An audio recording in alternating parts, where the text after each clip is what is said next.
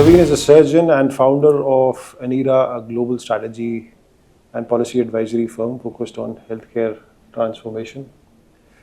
In addition, Dr. Sabine is a UN DAC advisory for MENA, South China and North Latin market. In 2025, Dr. Sabine was honored with the Young Entrepreneur in Healthcare Award at the 15th India MT Healthcare Awards. So congratulations, Dr. Sabine again. Dr. Sabine, how do you see the overall healthcare industry and environment evolve over the last 20 years? I think from the early 90s that I kind of entered into the system where healthcare was very much a non-institutional family-run process like all others at the moment. The infusion of strategic capital and then later, high-risk capital did change the market space quite a bit. I mean, there are a couple of trends that emerged. For example, we'll talk about that in a few categories. One is the view of the government in the last 15 odd years, and not just the governments in India, but governments across, because the kind of architecture that is starting to come along and has been built by government and government empowered organizations have become a bedrock in building fast technology in the healthcare space as well. For example, the India's Ayushman Bharat program, some of the insurance programs like 3M in Singapore have been pivotal in inspiring such innovation across the world. So the governments have changed fundamental thinking in creating bedrock infrastructure. That is one in the healthcare space. Second thing I think that has changed with infusion of, so that has allowed private capital to take more risk because there is a way to now strategize risk. It's not just a family-run business, which does not have as much structure as it was earlier. Now things are getting more and more structured in the process. So that has been one thing. Second thing, I think what has happened is there has been larger global partnerships that have played out quite well in the hospital service space, in the insurance space, in the MedTech industry space. So I think larger partnerships have played out in building more IP, building more SOPs, processes, and a nature of strategized and process-driven service delivery, which has its pros and cons, I believe, but it has definitely helped securitize the risk for investors coming into the play. And the third thing I think which has actually added a lot of value is the kind of focus that has now been driven into the IP building and research processes. So a lot of capital now is at disposal, which is even non-dilutive in nature. So IFOs have invested largely in system building, as we spoke about, with governments. Like there is more than 900 crore of World Bank capital coming only dedicated to the healthcare space and building rural and public health infrastructure in India every year. Same way there are lots of other IFO capital which is non-dilutive in nature and give a lot of access to build IP within India. And I think that is and build IP which is endemic, not just for India but across. And I think that has fostered industries like medical technology industry, medical device industry, biotech industry, genomic industry, new pharma API manufacturing industry. I think we are still nascent, but that is a flow that is happening, and that is a powerhouse of IP potential that we are building in the healthcare space. That is fundamentally going to change the landscape as we go forward. I think these are three trends that have worked out quite well. So Mayur, we spoke earlier today. So as a founder and managing partner for Somerset, you've seen the journey in the healthcare industry over the last 15 odd years. Does that resonate with you as an investor as well, that overall confidence in the healthcare industry has gone up as an investor? Yeah, I think so. I think healthcare, I think the market is changing in a rapid manner. And like I said earlier also, it's not just one facet of healthcare. I think everything is coming together. Yeah. And I think big.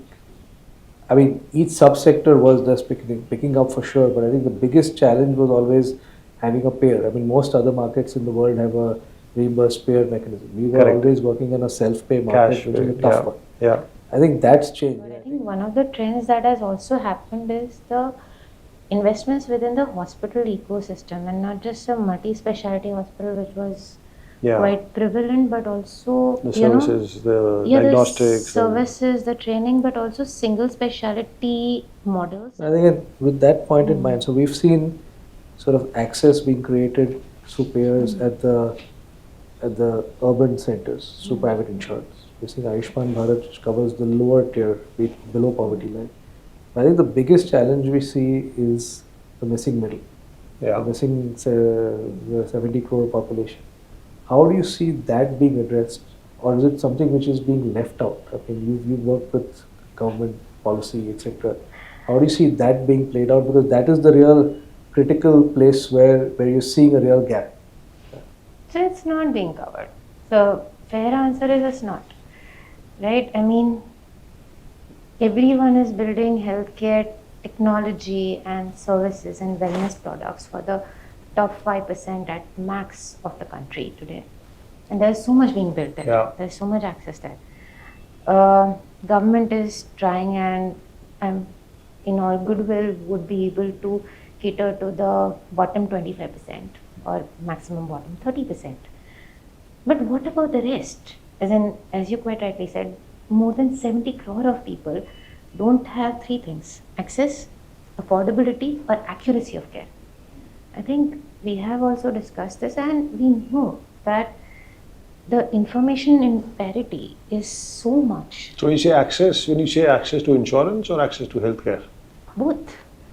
They don't Linked have, to each other. Yeah, of course. Right. I mean, if you are earning, say, about 15,000 or 20,000 a month, say your driver or someone who is working in the office, or the entire service industry, which is the backbone of all services, would you be comfortable walking into a max super speciality or Medanta, which are all amazingly awesome hospitals, but you wouldn't be comfortable walking in because you would be scared of not the service delivery, that would be perfect, but what will it cost? So you're saying the 70 crores is over and above people who are covered in Ayushman Bharat.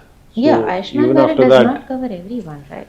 So, and the people who are covered under insurance, has that number grown over the last 5 years, or is it static? So Because we keep talking about the growth in the insurance industry, we keep hearing about the numbers. Is it largely what? Premium driven growth, or is it also people getting access to insurance? see, there is growth, but it's very small, and there was a jump during COVID, but that gain in terms of market share was very quickly lost right next year, actually. And the growth in the industry is largely premium driven, right? Price driven. Yeah. Okay. So the premiums have increased, which actually correlates to the cost of healthcare as an aggregate, but the number of people getting covered has pretty much, in percentage, has still remained stagnant. Right? So any thoughts from you, Mayur, on this whole point around data? There's so much of information that is floating around. Yeah, I think it's the market still not mature on that side. Yeah. I think who needs the data? It's the payer. Right? The payer is still getting evolved, and you're going ahead of the curve to sort of work, and that's what's resulting in this mismatch. Right. It is valuable. It's valuable at a certain point in time. Correct. I think a lot of these firms have sort of jumped the gun because data sort of looks like the be all and end all. Yeah. But it's The not. new- It's the new, finally it has to asset. lead to an analysis, lead to an outcome which somebody has to be able to utilize somewhere. Correct. I think that. So in pharmaceuticals, you've seen that. You've seen that retail data has been picked up in the past, and that has led to proper sort of usage of pharmaceuticals, all that. But that's sort of this thing in the healthcare delivery side, at least in India, is still very nascent. And you think that's very different out of India? The maturity level is very different on the use of data. Before I answer that, let me add to something that Mayur said. Apart from the payers, I think what we do today with data is generally use it to sell. right? We have been using data to sell a lot of different things, products, services, and then in some cases opinions, right? But until and unless, as you said quite rightly, the payer segment, the insurance segment matures enough to be able to generate insights or a financial benefit which is not direct sales generated, we will not be able to gain value from data at scale No, I think in any market. I think you're right. I think data has to be used to improve the healthcare outcome. Yeah. If that happens, obviously it'll have a financial benefit logically. But I think going after, like you said, to build more sales revenues without looking at that is not really going to work out. Correct. And globally speaking, in markets like North America and Western Europe, public health enterprises as well as private health sectors, private payer models, insurance models have actually utilized a lot because, see, globally, as we just established, that in India, the penetration of insurance cover is about what, 5-10% ish, right? Am I correct around that? 5-7% is what. Yeah, I mean, You're saying somewhere 5-7% of people are insured. in private health insurances, Yeah. right? If you look at public health, we'll discuss that in a sec. But then the point is, for example, in North America, almost everyone is covered, apart from say about 10% of the population. Another question I'd like to sort of bring to it is when we talk of increasing accessibility, right? How far do you think we have reached, and where are we really? What's the next sort of wave to get to, and how will we get there? Where there is some access to healthcare, but the quality of that access is a big question, right? Are we doing the right thing? Just providing so for example, Indian government has the largest teleconsultation platform in the world. We have done more than 100 times more teleconsultations in gross numbers than any other platform, any second platform in world at this scale.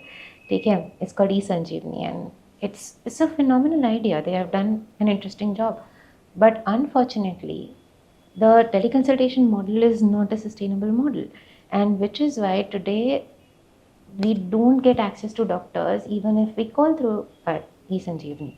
Now, the whole problem is that we have access. I mean, in principle, we are getting Theoretically, access. we have access. But the quality of the access is a question. The quality of Output is still a output challenge. is a question, and the affordability is a big question. So we still have the nature of access that's a challenge.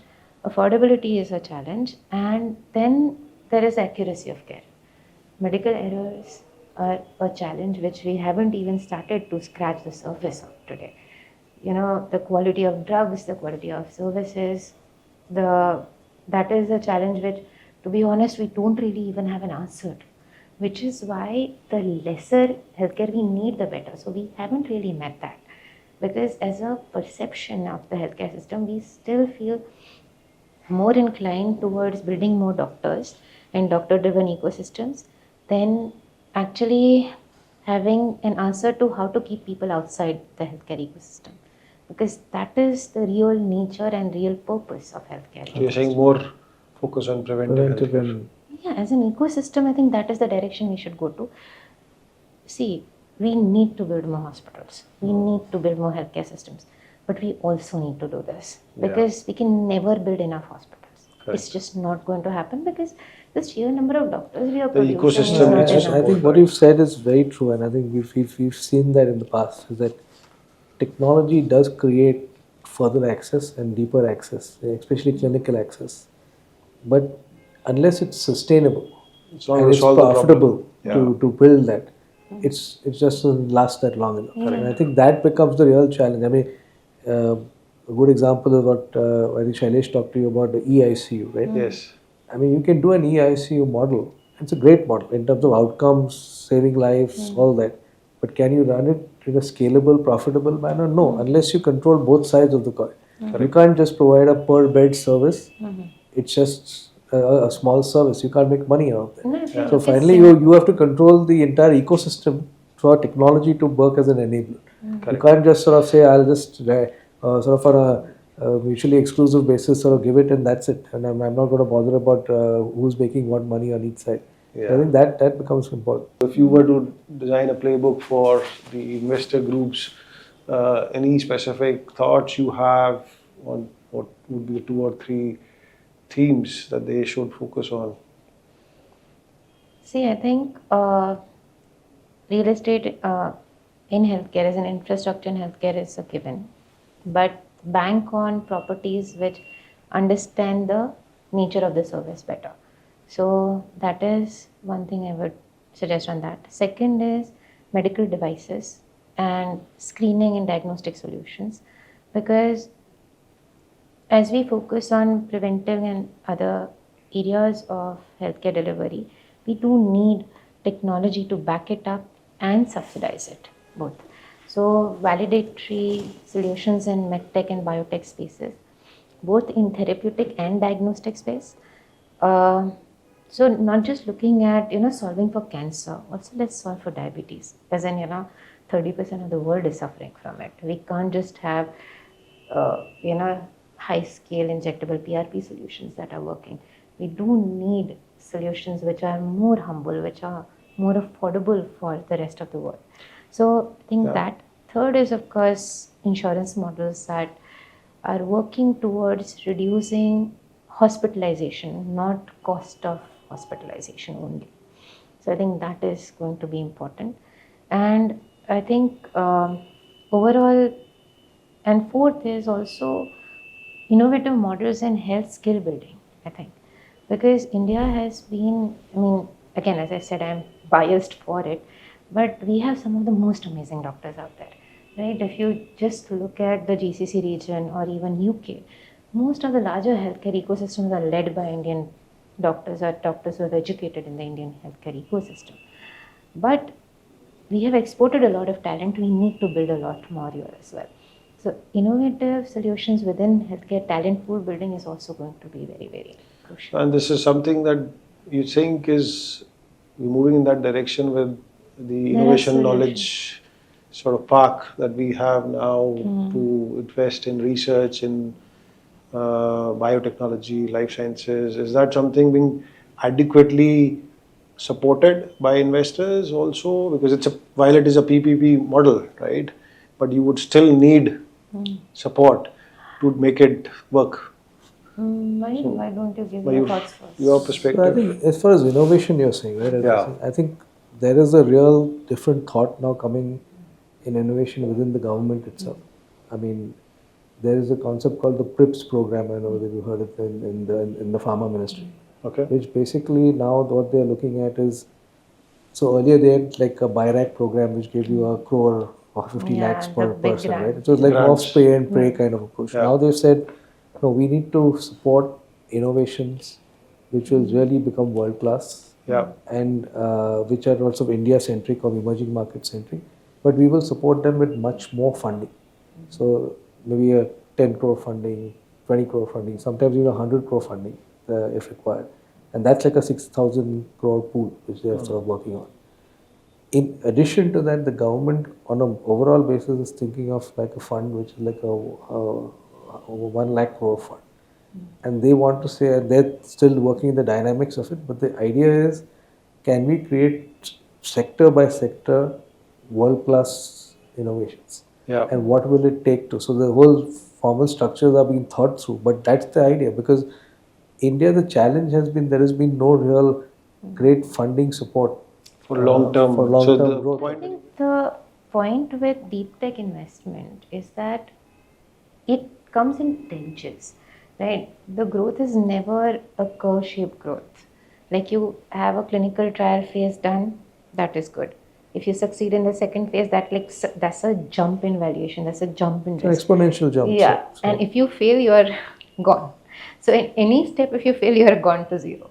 So the whole point is that there is no tiring in risk. It's like, jumps in risk, which is why it becomes a slightly riskier, more patient capital growth in that space. So we were actually discussing with one of the senior officials at MHRA, which is the UK health regulatory ecosystem. And they were saying that more than 70% clinical trials, even in UK, get abandoned because of lack of financing for the same. So I think that kind of growth capital, maybe a blended finance model with government having collateralized backing, can work. Yeah. Right? I agree. Good. So I think this was really insightful. Thank you so much for your you so time. much. Thank you, Mayur, again for Thank you. taking out time, and looking forward to more interactions in the coming months. Thank you. Thank you.